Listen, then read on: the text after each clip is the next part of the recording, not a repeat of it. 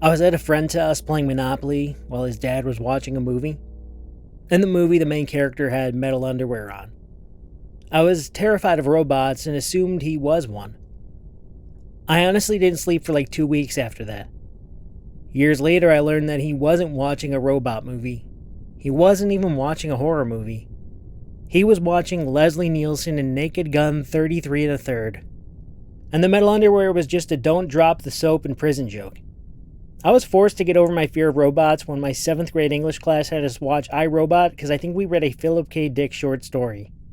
I didn't want to piss my pants or freak out, so I had to practice being calm thinking of robots before the class started.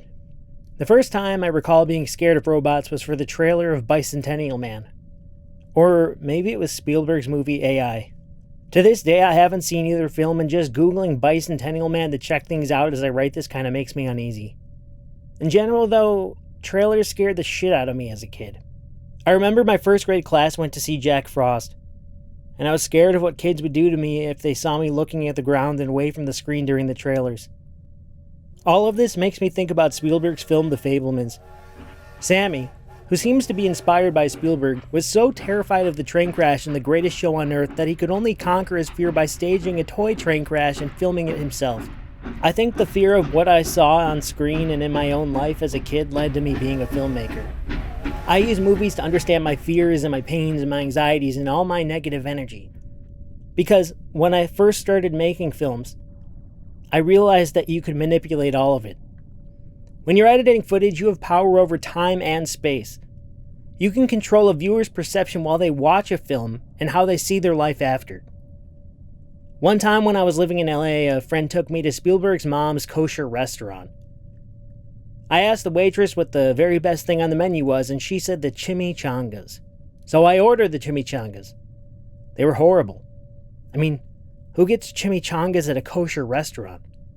But as I was pretending to eat, I saw an old woman who was being guided to the table. That old woman was Spielberg's mom, and she gently asked how the food was. And I lied and said it was delicious. I took a bite of the chimichangas and smiled. I couldn't lie to the mother of the man who made Jaws, a film so scary that it changed people's perceptions of sharks, and made it so some people never set foot in the ocean again. The only reason that Jaws actually scares me is because the shark is a goddamn robot. I think the thing that scared me most about robots growing up was that they could pass for living. I couldn't compute that something without life could seemingly live. I guess you could do a deep dive into Alex Garland's film Ex Machina. I guess you could look at Data from Star Trek The Next Generation as well. But he's pretty awesome, and I guess he's not really a robot. Then again, what makes a robot different from a dead actor preserved in a film by a performance or a portrayal? Leslie Nielsen no longer exists, but he still makes me laugh. Same with Robin Williams. And while Spielberg's mom no longer exists, her presence is in her son's films and in my memory with the chimichangas. What if I just cut the image from this video right now and talked over black for a few seconds? Can you imagine where I'm sitting right now as I record this? Can you be certain I didn't record this years ago and was just waiting to use it and put it out?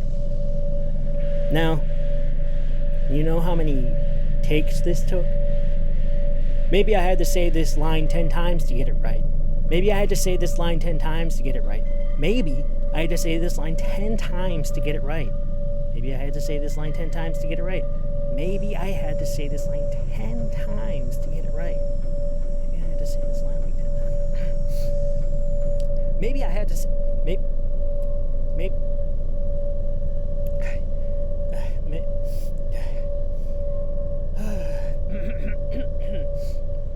Maybe I had to say this line like 10 times to get it right. It's scary to put your heart in your art, and your art out in a world where being cruel can be a lot easier and feel a lot better than being nice. I made my first feature Sydney to capture myself, just like Sammy and the Fabelmans tried to capture those trains. And I put it out there for people who don't even know I exist to see it. I guess it's like Spielberg's mom's chimichangas. I don't know. Maybe I did like them.